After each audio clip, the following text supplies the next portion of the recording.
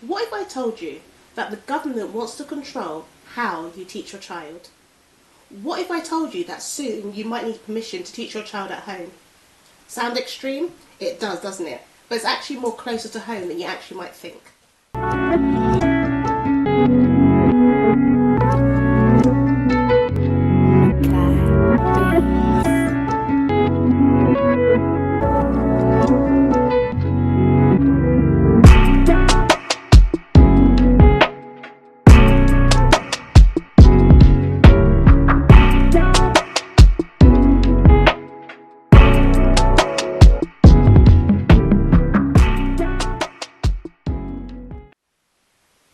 Now, my name is Sophia, I'm the one in 1.3 and welcome to the family.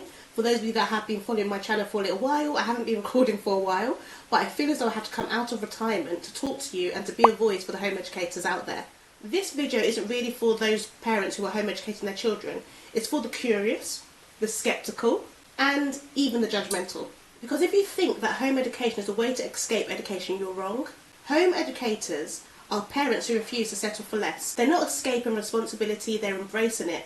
Let me show you why families are leaving the system in record numbers and why the government is working overtime to stop it. 121,000 children home educated in 2022 is now up from 57,000 in 2018. So before we get into why families are leaving schools and pulling their children out of schools in droves, let's tackle the biggest myth about home education. These myths are so persistent that even for those people that should know better, they still believe in them. So let's break it down. Let me get the cat. Oh, come say hello to everybody. Hi guys, and cat. Myth number one. The number one reason, now home educators in the room, you know what this reason is. The number one reason, or the number one question I hear is, what about, the S word, what about socialization? Now this question has been asked so much times that I'm wondering if people are just copying and pasting it. I'm wondering if people actually really do have a problem with this, or they're just really unsure what it is. So let's break it down, what it is, what it means, and discuss it a bit further. It's like Harry Potter. You know in the movie Harry Potter, Harry is like locked underneath the stairs. That's the image I think people might have of home educators, I'm not too sure. But basically, home educators are not locked away, and most of them are out in the community every day, volunteering, playing sports, like meeting up with friends, meeting up with family. If you compare that to schools, where kids are stuck in the same year group, year after year, dealing with things like bullying, peer pressure, feeling invisible, feeling as though they're not really reaching their full potential. Not all children though, because remember, I'm a primary school teacher as well, so I work in a school, and I see the benefits of school as well as seeing the problems of school also. But in schools, there are many children there that are not actually social. If you were to just stand in the playground and watch children play, you'll notice that some of them are not incorporating play in any aspect or any way. So we have things like play therapy, where we pull children out of class to have that time to play, to have that time to be with an adult, to nurture them playing. You have some children that spend their time walking around adults in the playground, or the dinner ladies in the playground, talking to them because they feel so isolated. You have children in high school that are looking themselves away in bathrooms because they don't want to be out with their friends because they're dealing with loads of challenges. I was one of those kids who, when I felt like I didn't have someone to play with, I had to sit in the bathroom and hope that nobody would know that I was there. Which is quite sad, but was I really socialised just because I went to school? Home educated kids aren't learning how to survive a toxic environment, they're learning how to thrive in the real world. That's the difference. So a school is custom made, you know, you have little tiny chairs, you know, to support children from like the lower end of the school system, and then the chairs get bigger as children grow. You have classrooms that are manipulated and made a certain way so that it can fit in with children, which, and these things are not bad things. They're not bad at all, but it's like, that's what people assume will be socialisation.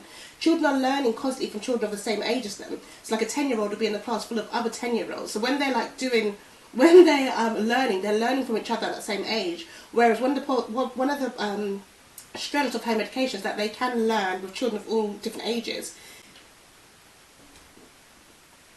Myth number two, parental qualifications. People always say things like, you know, if you're not qualified to teach children, then you shouldn't necessarily teach them. But are parents qualified to teach? Is a question that I always hear. But my question back to you is that if you've been through 12 years of schooling, maybe 14 years of schooling, and still don't feel confident teaching your children basic skills, then what does that say about the education system? Think about that. So you go to school from the age of 4, you grow up in the system, and you leave school at the age of 16, or if you stay on further, you leave school at the age of 18 years old. I feel as though being in school for 12 years, if you're getting an education, you should be able to pass some of that knowledge onto your own child. And if everyone feels as though nobody is capable of teaching their child those basic skills, and there's a problem there. Yes, as a child gets a bit older and they might need to get involved in more specialist subjects, you may want to get a specialist to help you with those areas of, the curriculum. But at the very basic fundamental level at the primary level, I believe that everybody that's been through the education system in the UK should be able to pass on that knowledge, should be able to teach their children simple things like basic maths, basic English, basic science, basic history, basic geography. Those sort of skills should have been learned. Otherwise, what did you learn over those years of your schooling? It doesn't make any sense. You shouldn't have to be a qualified teacher. You shouldn't have to be seen as being a qualified teacher to teach your children those basic skills. If you don't have those basic skills, which many people feel as though they don't, there's loads of programs that used to come on back in the day, like things like are you smart as a 10-year-old? And many adults felt that maybe they forgot or maybe they don't feel as smart as a 10-year-old. But the point of it is, why would you want your child to go through that same system if you feel as though when they get to adulthood they'll forget everything they learned over the last 12 to 14 years? I don't think that's right. Either schools didn't teach you well, or they convinced you that you're not capable, and both those things are failures. And I think you really need to ponder on that. I might do an actual full video on what everyone's gone through that have been in a UK British school, and why we have that deep core held belief that we can't teach our children or pass that knowledge on to our children. That's not what I want for my kids. And also, there's so much skills that you're teaching your children from the very beginning anyway. From the moment that they are born, some parents don't actually register their children within a school. So from the time the child is born, the parent is home educating that child from the very, very beginning. Even from when they're in the womb. Many people talk to their babies when they're already in the womb, and they carry on teaching them the whole way through. So when that child reaches 4 years old, they just continue with that same lifestyle that they've been taught the whole time. So I've known many home educating children who've never been to school, never ever been to school. My daughter had some school and she was in school reception in year 1, but apart from that she never went to school. She never went to school for the upper primary years, even the upper infant years, or high school, and she's thriving. She's doing really, really well. Maybe soon I'll get her to do like an update video about what she's doing as well. But there's so much skills that you teach your children at home, such as cooking and cleaning and gardening, hands-on science experiments, financial management with you, things that people would normally do with their kids in half-term, weekends, 6 weeks holidays, things like that. All those skills are just an extended version of that, basically. Home education isn't about being a professional teacher. It's about being a parent who's willing to invest in their child's future. And let me tell you, parents are proving every day that this works. I've seen so many of them. I'm still in touch with many home educating parents, and they're always talking about what it is that they're doing. They are learning alongside their children. And for those parents that are not very confident about what they learn in school, they're studying alongside their children.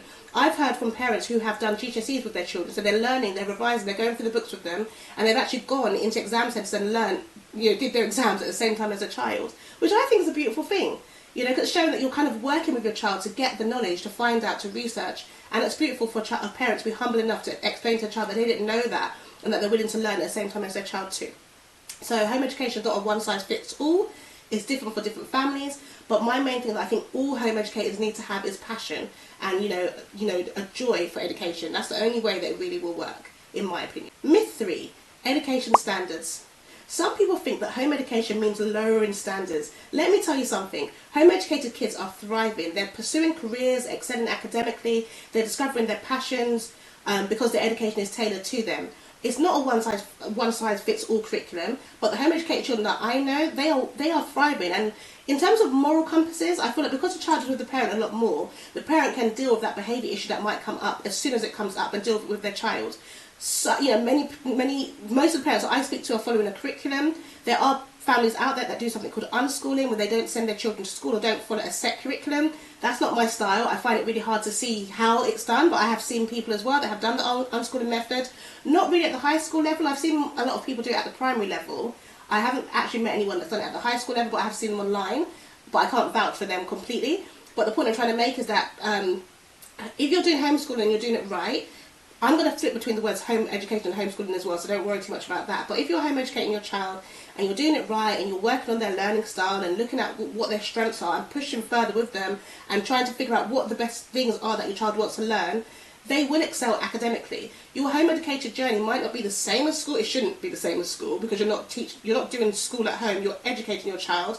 And most people that home educate think of it as a lifestyle choice where they're home educating all the time. It's not set like 9 to 3. It's happening all the time. Everything is an opportunity for learning, basically. But home educated children often outperform their peers academically and in the real world. And there's loads of data out there to support this as well.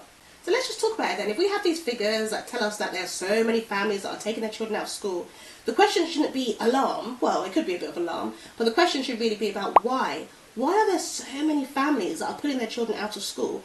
When I began home educating my children back in 2013, I don't believe the numbers were they weren't. The numbers were not as high as they are now. But I think when COVID happened, I think a lot more parents started realising what their rights were and know that they didn't have to stick with what they felt was something that they had to do, and that there was an alternative way. And many parents felt empowered by that. Many parents didn't. Many parents felt like, no way am I ever going to be around my kids this long in a day. I'm going to send my children back to school. And that's what happened, and they were very happy with that. But some parents just continued home educating since then, and their kids have thrived, and they just can't believe that there was something out there like this that they didn't know about before. So obviously home education is becoming a lot more popular. There are some families that just try it. That's one that I work in a school. I don't like it when parents just try it, think, okay, I'm just going to try it for a bit, and if it doesn't work, I'm going to put their kids back in school. I've been on the other side of that, where I've seen home educated children come back in, and they've only been home educated for maybe 2 months, maybe 4 months, maybe 6 months, but the parent has felt as though it didn't work for them, and they put their children back in school. But whilst they were out, the parent wasn't really fully in the national curriculum. So if you're going to take your child out, just try it, and you have plans to put them back into school. Maybe there's things like that you're waiting for a school place for them. Maybe they're poorly. Maybe there's like a family issue that's like caused them to not be able to go to school. If you know that your intention is for them to one day go back into the school system, you are doing them a disservice if you're not following the national curriculum. Because the way the national curriculum works is that it's set so that no matter which school you go to, everyone in year 3 will be learning roughly the same thing. Everyone in year 4 will be learning roughly the same thing, especially in core subjects like maths and English. So if you're planning to put your child back in school, it makes sense to study those things at home with them, get them ready so that when they're back in school, they don't feel as though they've missed out on anything. Or if you know what school they're going to, you can normally go to the school website, find out what they're learning, and then just teach your child those things yourself. If you're not planning to send your child back to school, you've got no intention to send them back to school, then yeah, you have a lot more autonomy, you have a lot more freedom, you have a lot more scope to check out like different curriculum that you may want to use, explore different philosophies and things like that, and then you can kind of work it out for yourself about what it is that you want to do. So for myself, my children were all home educated until the age of 16 years old. They had the choice to be home educated for longer if they wanted to be, but all 3 of my children chose to go back to either college or sixth form at that point. The only one, my middle son, he did 1 year at college, decided it wasn't good for him, and then left to run his own business, basically.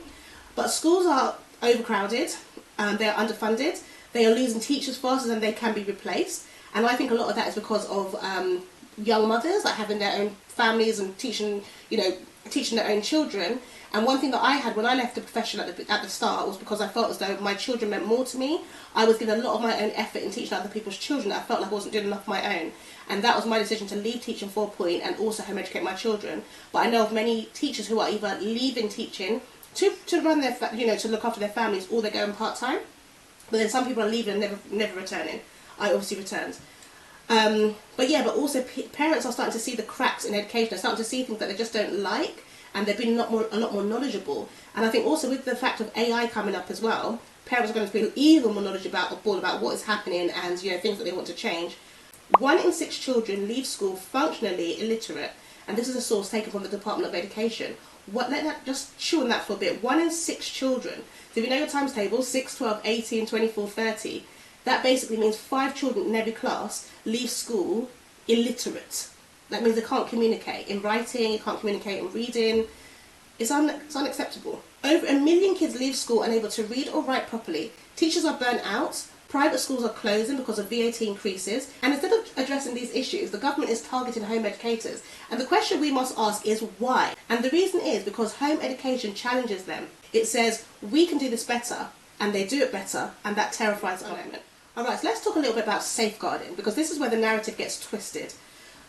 There was just very, very recently, there was a little girl that was killed by her family.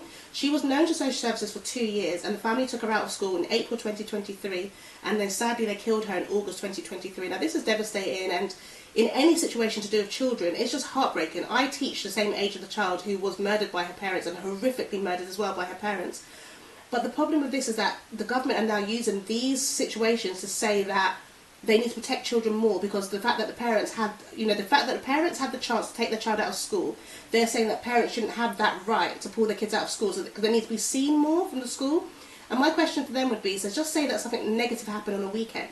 does that mean that you need to take away the weekends? If something happened to a child over a half term, does that mean that you need to take away the half terms? If something happened over a 6-week holiday, does that mean that you need to take away a 6-week holiday so that you can see the child the whole time? It doesn't make sense. This is an actual systemic failing within the safeguarding laws, it's within social services, it's within the Surrey Council, it's within, you know, what happened with the school. At the time, this little girl was known to them, and when she was known to them, nothing was done about it. But when she wasn't known to them, this horrific situation happened. But home education is getting blamed for that. Now, if you take away the 6-week holiday from that 4 months, that means the child was apparently home educated for 2.5 months. Just because someone says they're home educating doesn't necessarily mean that they are home educated, but it's for the government to go there and check on the child and make sure the child was safe. Safeguarding still happens, even for people that are home educated. If there's an allegation made against someone that's home educating their child and someone has seen that something's wrong, they can always call social services and report this child, report the family, and the social services has to investigate this. You know what I mean? So just say that a child was walking down the street to post a letter and you felt that the child was really young, didn't know where their parents were, and you thought it was neglectful. That child may get reported to social services, or the family may get reported to social services, and they have a duty to come and check for that child's safety. So the child wasn't in school every single day, but even when children are in school every single day, teachers still miss things. It's like schools are supposed to be the gold standard of safety. The government wants to introduce stricter laws that would require parents to register as home educators and potentially even ask for permission. Imagine needing to ask permission to teach your own child at home. To actually have to ask them, so you know, I want to home educate my child, but I want to know if I'll be allowed to home educate my children. What do you think the answer is going to be? The answer is going to be no. But imagine having to ask permission to teach your own child from the same system that failed them in the first place. If that doesn't alarm you, it should. Now I'm going to do another video really breaking down some of the reasons as to why this should be alarming parents. Because at the end of the day, there's going to be like a criteria that they're going to be using to say which families can home educate their children, which families cannot home educate their children, which I believe will make this lead into more like an elitist thing. So home education will only be able to go to 2-parent families, secular families, families that have their own house. There's a big criteria about what will constitute a child to be allowed to be home educated in the UK, and what the government are trying to bring in. And we really should be thinking about this and really should be frightened about this, because it means that families are losing that autonomy and that freedom that we've had under the 1996 Education Act, and even before that, but we're losing this autonomy to home educate our children, and it's really worrying. In Germany, it's outright illegal. In Sweden, there are strict controls over it, and the trend is very clear. Governments don't want parents teaching their children. Governments want full control. They want compliance, not independence. Now for me, I home educate my children for a load of reasons. I'll put some video links over here and over here to show you what my story was in terms of what my reasons were for home educating my children. My main reason was home educating my oldest child, and I took the 2 other kids out too, and obviously it was fine. But I had a range of reasons as to why I chose to home educate my children, and I also had reasons as to why I continued to home educate my children. So check out those videos to find out a bit more about that. Anyway, so here's my question. What kind of future do you want for your child? One where they're just another number, or one when they will truly thrive? The choice is yours. So if you were a home educator watching this video and you're still feeling a little bit overwhelmed, you've been curious but you just feel like you've pulled your kid out of school for systematic failures within the school. Maybe your child had a special educational need. Maybe you noticed that your child wasn't really learning anything or developing in the way that you wanted them to, but you just don't know what to do next. You're like, okay, what do I do now? Now I've pulled my kid out of school. I'm not a teacher. I don't know how to teach my child. Where can I go for support? Maybe you've tried training through many different Facebook posts just to check out what other people are doing, and you're trying to get answers, but you still feel as though you need a bit more of like one-to-one support. Well, I've created a membership program just for you. It's a place to find real support, real answers and real tips to help you to teach your child at home. This membership that I had is for mothers, and it will support you from the beginning, from the age of 4 up until the age of 16, showing you how to teach your children. I also have a flashcard curriculum that I talk about in there that makes things really easy for you. My flashcard curriculum is blended with the national curriculum objectives, but from a biblical worldview, and it gives you like a question and an answer that you can start off with as a starting point, and then you can investigate and go as deeper as you want to. I'm currently developing my bronze plan, which is a free curriculum too, with some of the things that are targeted from my curriculum as well, which will also be out very, very soon. But for the next 10 days, founding members get 50% off. So if you want to be a founding member, you maybe followed my channel for a little while, maybe you're new and you've just joined us now, but if you join within the next 10 days before we get to 2025, you will get a founding member discount of 50% off.